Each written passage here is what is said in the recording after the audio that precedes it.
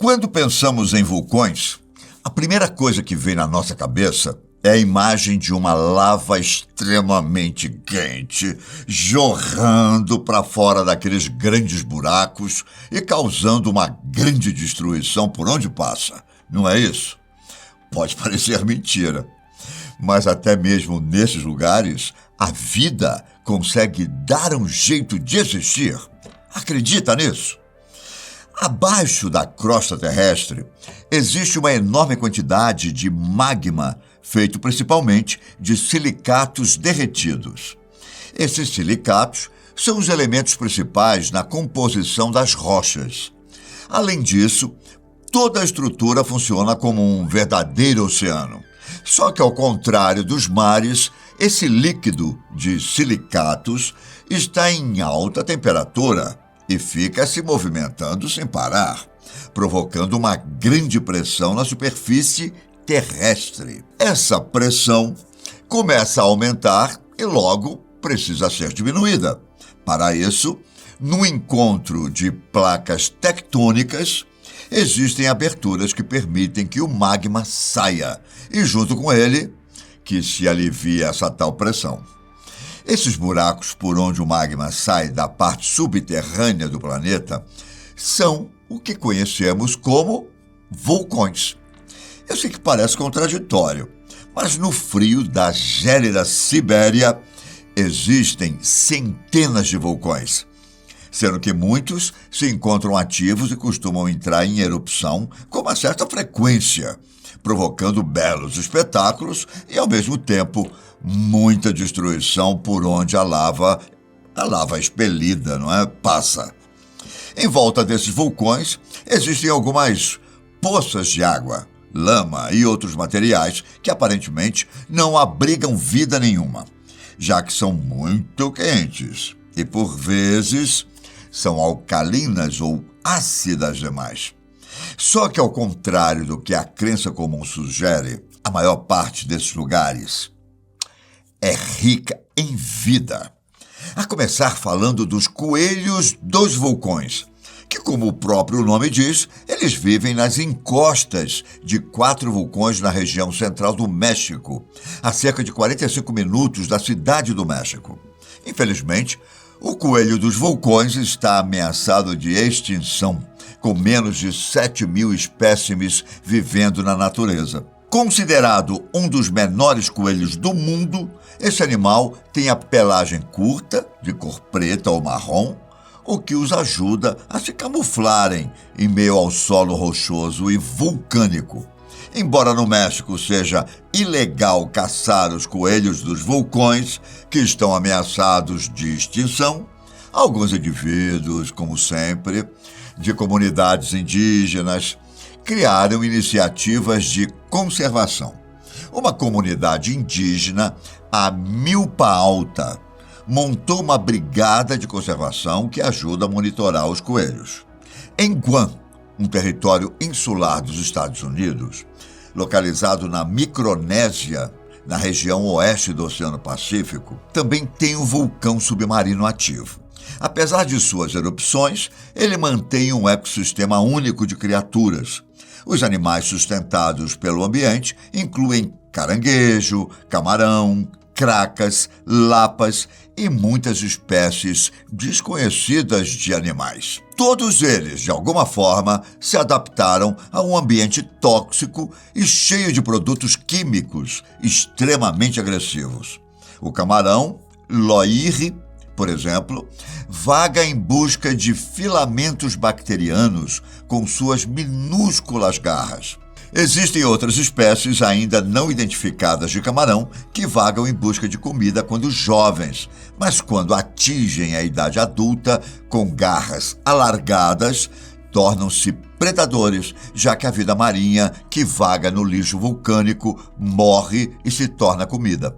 Os cientistas concluíram que, devido à grande quantidade de minerais e calor emitidos pelos vulcões, isso os torna um terreno fértil para muitas espécies diferentes que se adaptaram ao ambiente hostil. Na Tanzânia, existe um vulcão chamado Oudonyo Lengai. um dos mais ativos da África. Cercado por algumas das águas mais tóxicas do mundo, ao norte do vulcão está o Lago Natron.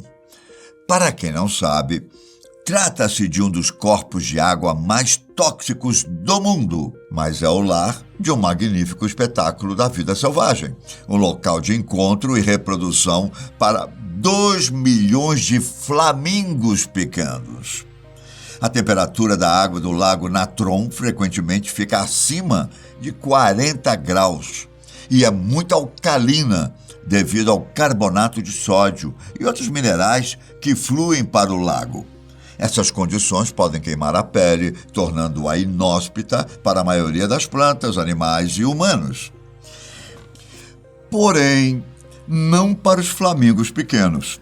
A pele dura e as escamas das pernas dos flamingos evitam queimaduras, além deles terem uma capacidade única de beber água perto do ponto de ebulição e de remover o sal da água usando a cavidade nasal.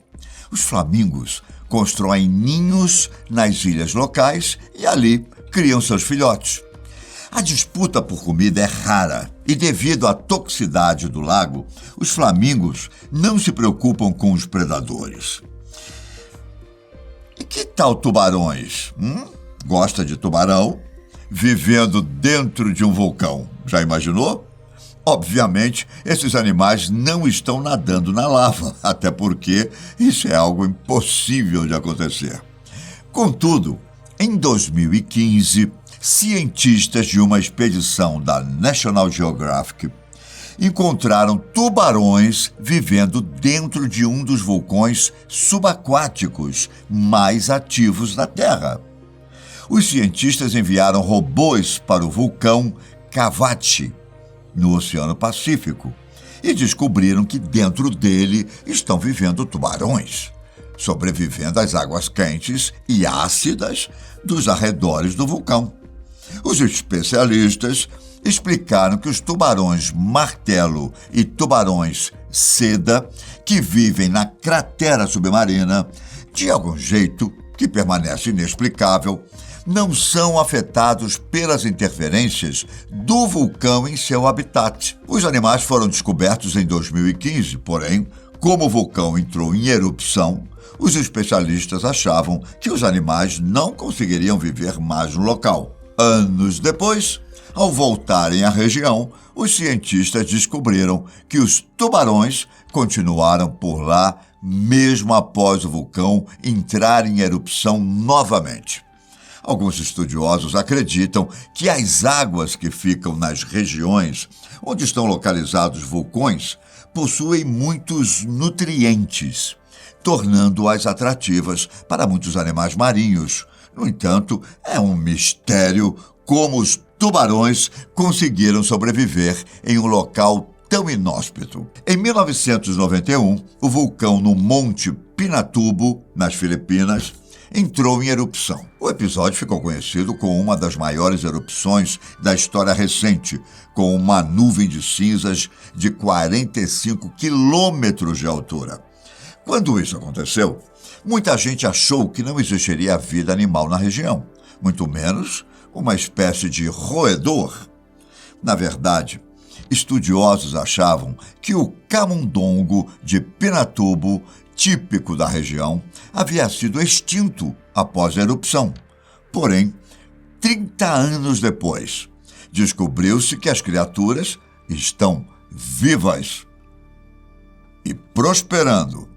Um estudo recente revelou que essa espécie de rato reivindicou totalmente a paisagem queimada pela lava e a transformou em seu habitat. Esses ratos, que são castanhos e têm uma cauda longa, são do tamanho de esquilos e foram descobertos pela primeira vez em 1956.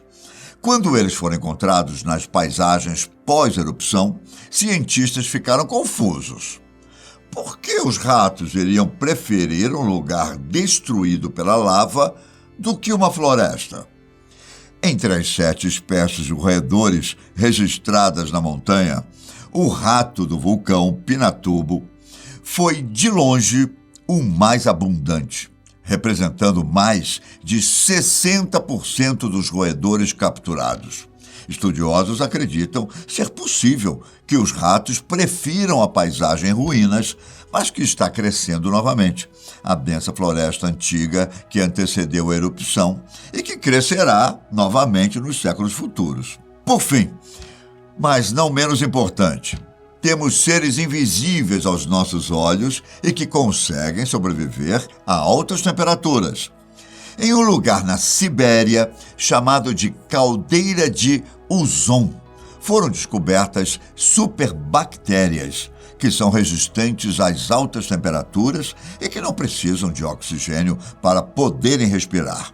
Chamada Herboproteus uzoniensis, essa supercatética tem algumas peculiaridades interessantes.